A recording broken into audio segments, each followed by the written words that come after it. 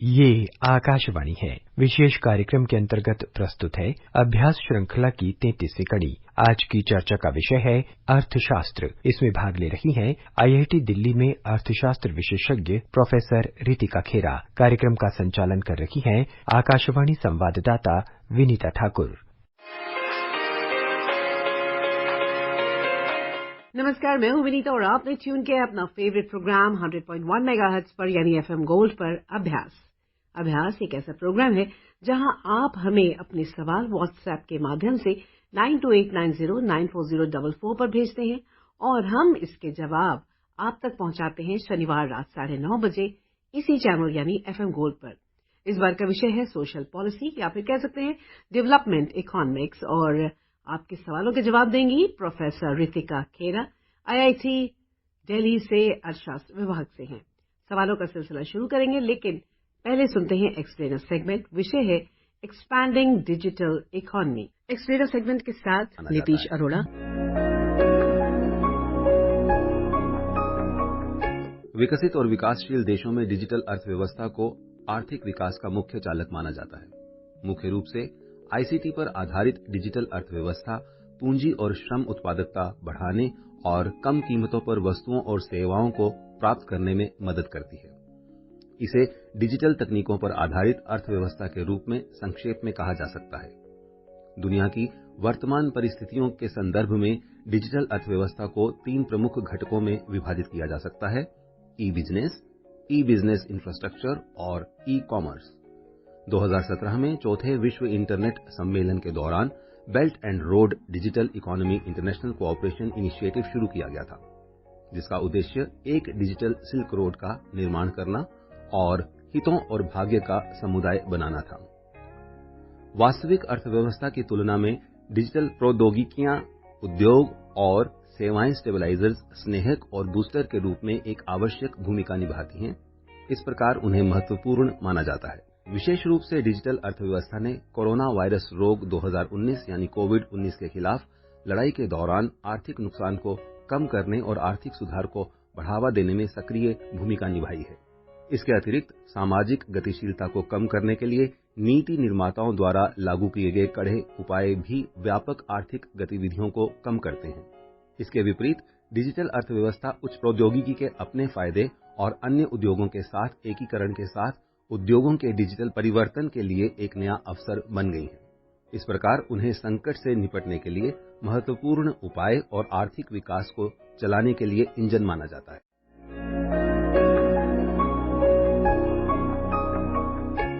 Thank you Nitish. तो अब शुरू होता है सवालों का सिलसिला। इस एक्सप्लेनर सेगमेंट के बाद हम फिर हाजिर हैं। हमारे साथ हैं प्रोफेसर रितिका खेरा आईआईटी से और साथ में है बहुत सारे आपके सवाल। पहला सवाल ये पूछते हैं तरुण कुमार। विकास अर्थशास्त्री किससे संबंधित है और ये अर्थशास्त्र की अन्य शाखाओं से कैसे भिन्न है? मैं आप ध्यान से सोचें तो बहुत सारी ब्रांचेस हैं इसमें जी। कुछ हैं जो मैक्रो इकोनॉमिक्स करते हैं, जिनको रुचि है कि पूरी अर्थव्यवस्था देश के स्तर पे अगर उसमें बेरोजगारी बढ़ेगी तो उसका महंगाई पे क्या असर होगा, महंगाई और बेरोजगारी के बीच में क्या रिलेशनशिप है, उसका जीडीपी ग्रॉस डोमेस्टिक प्रोडक्ट जो पूरे देश में आर्थिक गतिविधियां होती हैं उस पर क्या प्रभाव पड़ता है। तो वो हो गया मैक्रो इकोनॉमिक्स। कुछ ऐसे हैं जिन्हें सिर्फ माइक्रो इकोनॉमिक्स में इंटरेस्ट है कि आप अगर सब्जी के दाम बढ़ रहे हैं तो आप क्या उसकी डिमांड खपत बढ़ेगी कि घटेगी, किस चीज की कीमत बढ़ने पर कितनी बढ़त या उसकी डिमांड घटेगी। अच्छा। वो माइक्रो इकोनॉमिक्स वाले हैं। जो डेवलपमेंट इकोनॉमिक्स वाले हैं उनको इस बात में रुचि है कि सारी जो आर्थिक गतिविधियां हैं चाहे वो सरकारी हो चाहे निजी हो, उनका लोगों के जीवन पे क्या असर पड़ रहा है। तो हम इस पूरी व्यवस्था में लोगों को पे केंद्रित रहते हैं और हमें ये देखना है कि उनकी शिक्षा, स्वास्थ्य, जीवन की लंबाई, लाइफ एक्सपेक्टेंसी जिसे हम कहते हैं, बच्चों का पोषण, उन सब चीजों पे हम ज्यादा ध्यान देते हैं। बेरोजगारी, इनइक्वालिटी, इन सब चीजों पे आर्थिक ज्यादा हमारा फोकस है आर्थिक गतिविधियों का लोगों के जीवन में क्या असर पड़ रहा है, क्या सुधार ला रहा है या उससे उनका नुकसान हो रहा है। और शायद इसीलिए इसको सोशल पॉलिसी भी कहते हैं। तो सोशल पॉलिसी ये है कि आप शिक्षा, स्वास्थ्य, सामाजिक सुरक्षा के क्षेत्र में किस तरह के काम कर रहे हैं और उनका सीधा सीधा लोगों पे असर होता है। इसलिए डेवलपमेंट इकोनॉमिस्ट उस पे काफी कुछ डेवलपमेंट इकोनॉमिस्ट उस पे काफी ध्यान देते हैं। मेरा नाम रविंद्र सिंह है, मैं दिल्ली से हूँ। मेरा ये प्रश्न है कि देश के विकास के लिए बाजारों और सरकार की क्या महत्व है या क्या भूमिका है? ये एक्चुअली बहुत पुराना एक डिबेट जैसा है। कुछ लोगों का बहुत मानना है और विश्वास है कि सारी चीजें आप बाजार पे छोड़ दीजिए, कि बाजार में कीमतें बढ़ेंगी, आप अपने आप लोग अपना बिहेवियर एडजस्ट करके उसकी उनकी डिमांड कम हो जाएगी, डिमांड कम होगी तो फिर से पैसे जो कीमत बढ़ी है वो घट जाएगी। उनको लगता है ये वाला जो नजरिया है उसको हर क्षेत्र में हम लगा सकते हैं, जैसे शिक्षा में भी और स्वास्थ्य में भी। अर्थशास्त्रियों में एक दूसरा पक्ष भी है, वो ये मानता है कि कुछ ऐसे क्षेत्र हैं, कुछ ऐसी एक्टिविटीज हैं, गतिविधियां हैं जिसमें केवल अगर हम बाजार पे निर्भर हो जाएंगे तो वो बहुत ऑप्टिमल रिजल्ट नहीं देगा, बहुत अच्छा रिजल्ट नहीं देगा। अब आप स्कूल के बारे में सोच लीजिए, ठीक है, अगर पूरा निजीकरण हो और पूरा हम बाजार पे छोड़ दें, प्राइवेट स्कूल चलें, तो उसमें ये क्या होगा कि जो शहरी क्षेत्र हैं वहां पर बहुत स्कूल्स होंगे और जो क्योंकि वहां पे उनका कैचमेंट एरिया ज्यादा है, बच्चे बहुत हैं, डिमांड ज्यादा होगी क्योंकि हमारी डेंसिटी अर्बन एरियाज में ज्यादा है। पर अगर आप दूर दराज के इलाके देखिए, बाड़मेर के गांवों में देख लीजिए जो रेगिस्तान है, या पहाड़ों में देख लीजिए हिमाचल प्रदेश में जहां पर अलग अलग छोटे छोटे गांव हैं और वहां पे एक गांव में शायद थोड़े ही बच्चे होंगे, तो अब वहां पे निजी स्कूल कोई भी नहीं करेगा, क्योंकि सेटअप नहीं करेगा, क्योंकि वहां पे उनको मिलेंगे ही नहीं लोग जो पैसे दे पाएंगे ताकि उनका पूरा खर्चा निकल आए। तो दूसरा नजरिया ये है कि शिक्षा, स्वास्थ्य जैसी चीजों को हम आलू प्याज या जूते और गाड़ी की तरह ना समझें और उसको हम एक राइट के रूप में देखें ताकि सबको ये जो मूल अधिकार हैं वो मिल पाए। हाँ जी, हम अपने श्रोताओं को इस बीच ये बता दें कि अगर वो इस कार्यक्रम में शिरकत करना चाहते हैं, भाग लेना चाहते हैं, तो उन्हें बस एक छोटा सा व्हाट्सएप नंबर है 9289094044, या फिर वो चाहे तो हमें ईमेल भी कर सकते हैं abhyas.airnews@gmail.com पर। वो हमें अपने सवाल भेज सकते हैं जिस विषय को हम कार्यक्रम के अंत में बताते हैं, और उसके बाद उनके सवालों को हम लेंगे शनिवार रात 9:30 बजे। और हमारे साथ जिस तरीके से आज रितिका मैम बैठी है, उसी तरीके से आपको उस विषय के एक्सपर्ट बैठे होंगे और वो आपके सवालों के जवाब देंगे। तो मैम अगला सवाल हम ले लेते हैं, ये वैशाली शास्त्री का है और ये पूछती है, Why is the measurement of poverty and equality in India so controversial? And what are the various measures for these important economic indicators? जो विकास से हमारा मतलब है, अब वो विकास की परिभाषा भी अलग लोगों की अलग होती है। जैसे मैं घर जाती हूँ तो मेरे घर में ही बोलते हैं कि ये वाला एरिया हमारे शहर में बहुत डेवलप हो रहा है, विकास हो रहा है।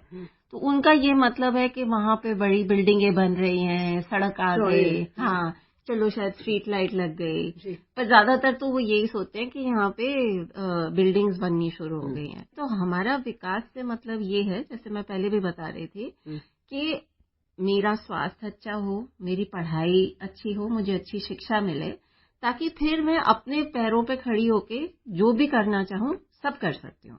क्योंकि विकास तो तभी होगा कि जब हम सभी, चाहे मैं जहां भी पैदा हूं, कुछ जो basic dignity, life with dignity उपलब्ध होनी चाहिए।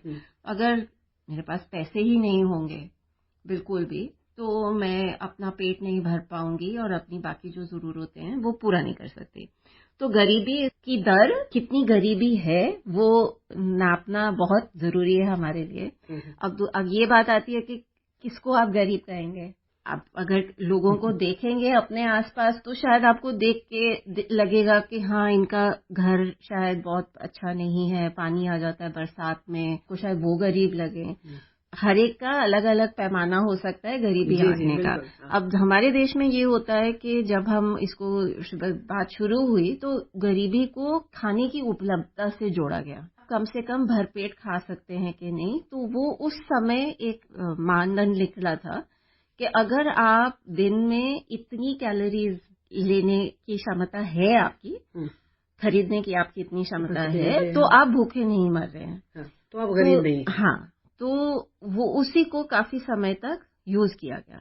अब ये जो आंकड़े हैं वो नेशनल सैंपल सर्वे से आया करते थे कि हर घर का खर्च कितना होता है, सारी चीजें मिला के टोटल खर्च कितना होता है। और वो ये माना गया कि अगर आपका इतने से ज्यादा खर्च है मतलब आप अपना भरपेट खा पी रहे हैं। अब ऑब्वियसली हर एक इंसान की सिर्फ पेट ही तो नहीं भरना होता, कुछ कपड़े भी होते हैं, आना जाने का खर्चा होता है, दवाई का खर्चा है, पढ़ाई का खर्चा है, तो वो सब इसमें शामिल नहीं है। तो वो जो हमारी गरीबी रेखा है या गरीबी रेखा हम यूज करते थे वो सिर्फ ये खाने भरपेट खाने के उससे जुड़ी थी, और वो भी सिर्फ कैलोरीज, यानी अगर आप सिर्फ उबले हुए चावल नमक के साथ खा रहे हैं तो वो भी सेम माना जाएगा, और पौष्टिक खाना खा रहे हैं जिसमें दूध, दंदा, दही, घी सब कुछ शामिल है, तो उस पे वो कोई अंतर नहीं कर रहा था। तो पोषण का इसमें कोई वो नहीं था। और वो जो आंकड़े थे, एक तो यही है कि लोगों का कहना है कि आप सिर्फ ये कैलोरी बेस्ड गरीबी रेखा से कैसे काम चला सकते हैं, हमारी लोगों की बहुत सारी जरूरत है, वो दर बहुत ऑब्वियसली कम हो जाती है। दूसरा ये हुआ है कि जो हमारे आंकड़े हैं, नेशनल सैंपल सर्वे, एक बहुत पीसी महालनोबिस थे जिन्होंने पूरी ये व्यवस्था खड़ी की, हमारा स्टैटिस्टिकल इंफ्रास्ट्रक्चर इन्होंने खड़ा किया, पूरी दुनिया में माना जाता था। वो पिछले 10, 15, 20 सालों में काफी कमजोर भी हुआ है।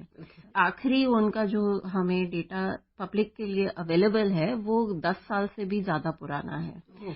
तो अब अगर आंकड़े ही नहीं होंगे तो फिर आप गरीबी की दर, चाहे वो आप उस पर डिबेट करते रहो कि 100 रुपए प्रतिदिन होना चाहिए या 500 रुपए प्रतिदिन होना चाहिए, पर अभी तो वो डेटा ही नहीं आ रहा है। तो अब लोगों ने इधर उधर जो भी उनको डेटा मिल रहा है उसके आधार पे लोग गरीबी की दर का आकलन करने की कोशिश कर रहे हैं। ह्यूमन डेवलपमेंट इंडेक्स, उसमें 3 चीजें होती हैं, जिसमें आपकी हेल्थ, स्वास्थ्य, आपकी शिक्षा और आपका मटेरियल लिविंग स्टैंडर्ड, ये 3 चीजें शामिल हैं। तो ह्यूमन डेवलपमेंट इंडेक्स पहले तो हर देश का होता था और उसकी रैंकिंग बनती थी, जिसमें भारत का रैंक बहुत अच्छा नहीं है और उसमें बहुत इम्प्रूवमेंट भी नहीं हो रही है एक्चुअली। और दूसरा ये है कि आप विद इन द कंट्री अलग अलग स्टेट्स का और अब तो हर जिले का भी बनने लगा है, जिससे भी हम थोड़ा बहुत आंकलन कर सकते हैं कि गरीबी कितनी है, कम हुई, डेटा रेडी होता है। हाँ। और अगला सवाल भी थोड़ा सिमिलर है। मैं प्रीति और मेरा सवाल ये है, ग्लोबल हंगर इंडेक्स में 3, 4 में से संकेतक क्यों है, और जो बच्चों के परिणाम को मापते हैं।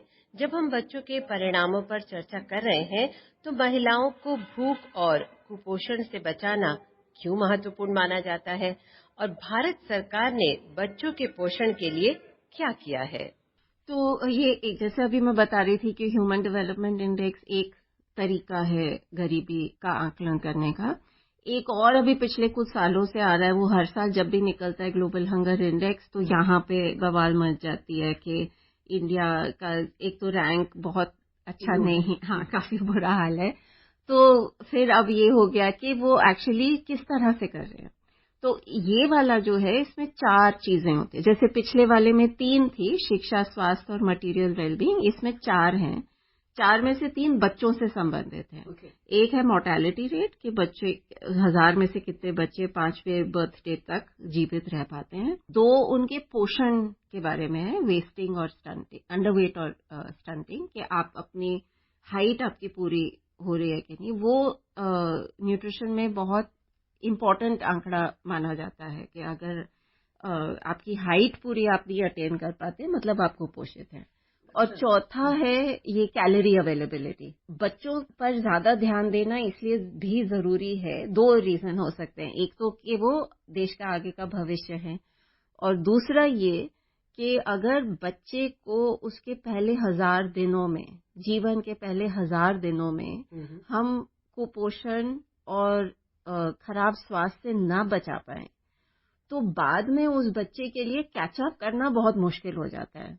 तो ये डॉक्टर बाकर्स हाइपोथेसिस था और अब तो इसके लिए काफी एविडेंस भी आ गया है। औरत गर्भवती होती है तब से गिनती शुरू हो जाती है वो 1000 दिनों की।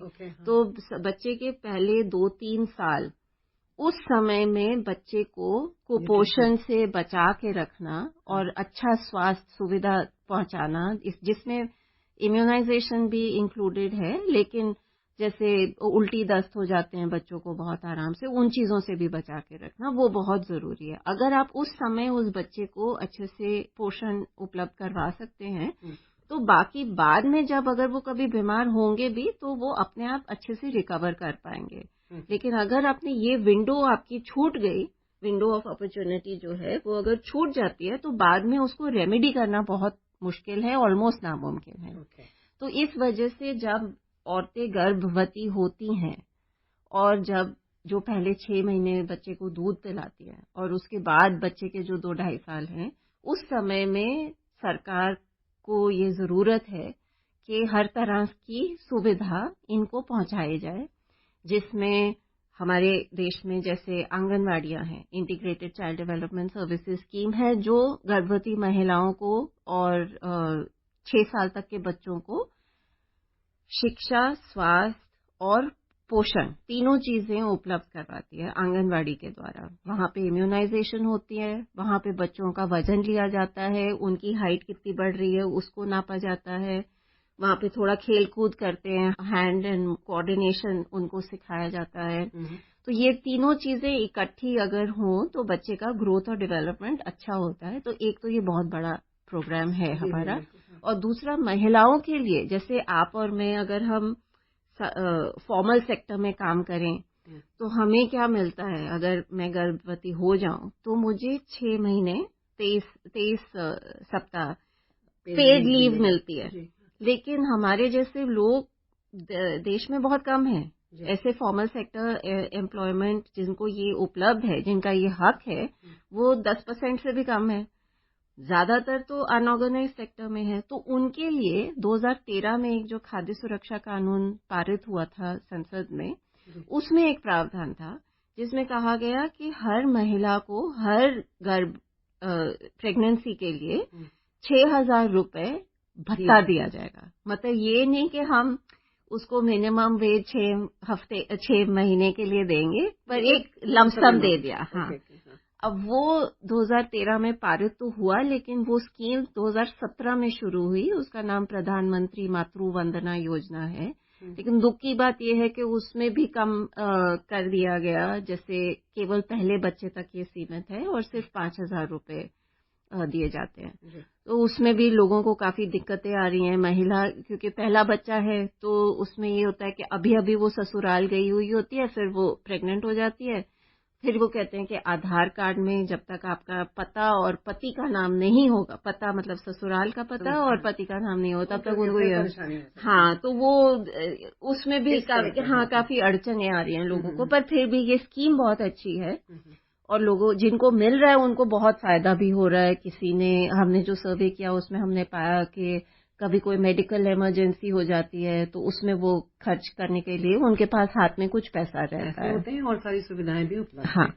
तो ऐसे ही मुझे ऐसा लगता है कि इस नोट पे कुछ पॉजिटिव बातें हो ही रही हैं, तो एक म्यूजिकल ब्रेक लेने का मेरा दिल कर रहा है। हाँ, कुछ भी चलेगा आप। लेकिन चल रही है कार्यक्रम अभ्यास में हमारे साथ Indian institute of technology Delhi की इकोनॉमिक्स विभाग से डॉक्टर रितिका मेरा आई हैं। ये ऐश्वर्या हैं दिल्ली से ही। हाँ, case of the public distribution system and with many other schemes, some advocate giving cash support instead of in-kind transfers, such as wheat, rice and dal as the PDS does. What are the arguments for and against cash transfers and in-kind transfers? जी, ये काफी पुराना debate है कि क्या ये जो जन वितरण प्रणाली है, जो कहीं पर उसको गल्ले का राशन कहते हैं, कहीं डिपो कहते हैं, अलग अलग जगह पे उसके अलग अलग नाम हो गए हैं, कि ये जो राशन की दुकान है, राशन कार्ड से 1 या 2 रुपए का राशन मिलता है। ज्यादातर सभी राज्यों में गेहूं चावल तो है ही, जैसे राजस्थान में सिर्फ गेहूं है, तमिलनाडु में सिर्फ चावल है, लेकिन बिहार, उत्तर प्रदेश में गेहूं चावल मिल के देते हैं। तो ये क्यों हम कर रहे हैं? क्यों ना हम सीधे लोगों के खाते में पैसा डाल दें और वो जाने, उनका काम जाने, वो जाके अपना बाजार से खरीदें। तो इसी सवाल को लेके हमें भी काफी रुचि थी कि क्यों ना इस तरह से बदल दिया जाए सिस्टम। तो 2011 में हमने काफी बड़ा सर्वे किया 9 राज्यों में, 10 राज्यों में। हमने लोगों से जाके गांव-गांव में ये सवाल पूछा कि अगर आपके सामने ये 2 विकल्प हैं कि अभी की जो व्यवस्था है उसी को चलने दें या इसको बंद करके इतना पैसा आपके खाते में डाल दें कि आपको जो अभी राशन की दुकान से मिल रहा है उतना ही पैसा होगा, वही सामान आप बाजार की दर से बाजार से खरीद लेंगे। तो लोगों ने काफी दिलचस्प और सोच बूझ के ना जवाब दिए। कभी कभी तो आपस में घर में बहस हो जाती थी कि माँ ये कह रही है और बेटी ये कह रही है। वो कहती है कि नहीं राशन रखो, वो कहते हैं नहीं कैश दे दो। कि और कब बढ़ गई कब घट गई, ऐसे सरकार कितना निगरानी रख पाएगी कि आज बढ़ाना है घटाना है। तो एक तो ये इन्फ्लेशन से रिलेटेड सवाल थे। दूसरा उनका ये था कि भाई आज तो पूरी टेंशन सरकार उठा रही है।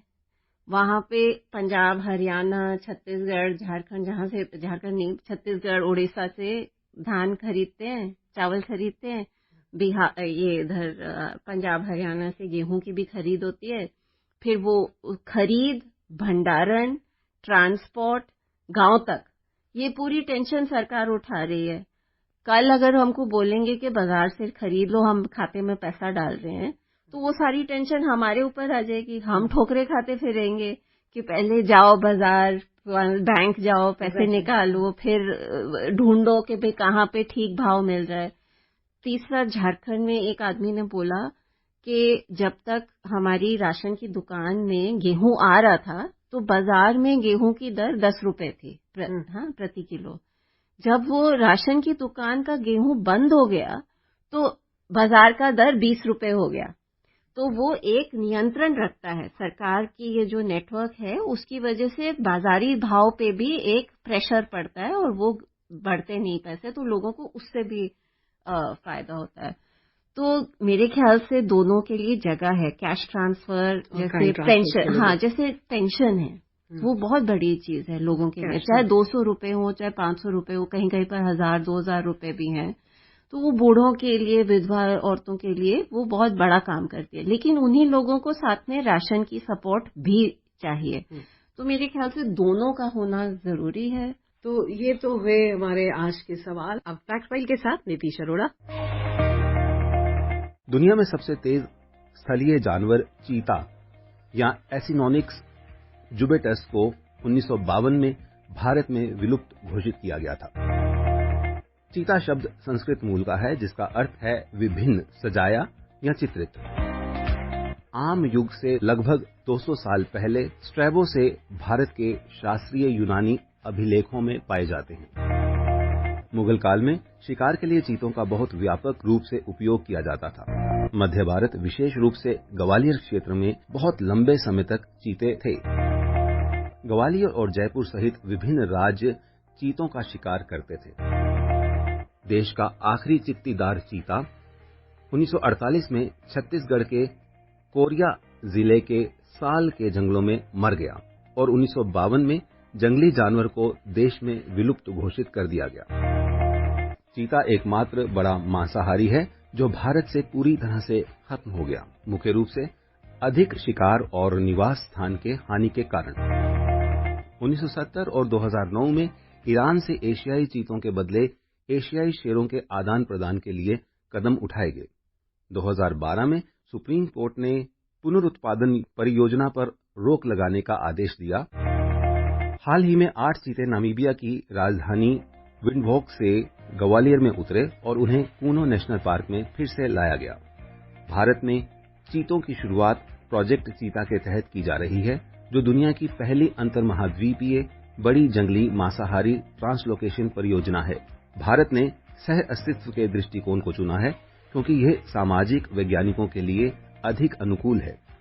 यह और भी अनोखा है क्योंकि यह पहली बार है जब चीतों को बिना बाढ़ वाले संरक्षित क्षेत्र में फिर लाया गया है। चीता एक प्रमुख घास के मैदान की प्रजाति है जिसका संरक्षण अन्य चारागाह प्रजातियों को परभक्षी खाद्य श्रृंखला में संरक्षित करने में मदद करता है। पिछले सवाल का जो सही जवाब दिया उनका नाम है महेश अग्रवाल। उनके लिए जोरदार तालियां। मैं चाहूंगी कि आप भी एक छोटा सा सवाल पूछिए। आपने तो हर सवाल का बहुत ही इलैबोरेट और निश्चिंत होकर जवाब दिया, लेकिन एक छोटा सा सवाल जिसका जवाब भी छोटा सा होगा आप जरूर पूछें हमारे श्रोताओं से। तो आप अगर किसी सरकारी नौकरी की कॉम्पिटिटिव एग्जाम की तैयारी कर रहे हैं, तो अगर आप सिलेक्ट हो जाएंगे तो आप देश की सेवा कैसे करेंगे? बहुत बढ़िया। तो हमें उम्मीद है कि इस सवाल का जवाब तो वो बहुत ही अलग अलग अंदाज में सभी से मिलेगा मुझे। इसके साथ ही मैं यानी विनीता आपसे लेती हूँ इजाजत, और हमारे साथ हमारी आज की मेहमान रितिका, थैंक यू यहाँ बुलाने के लिए। आपका भी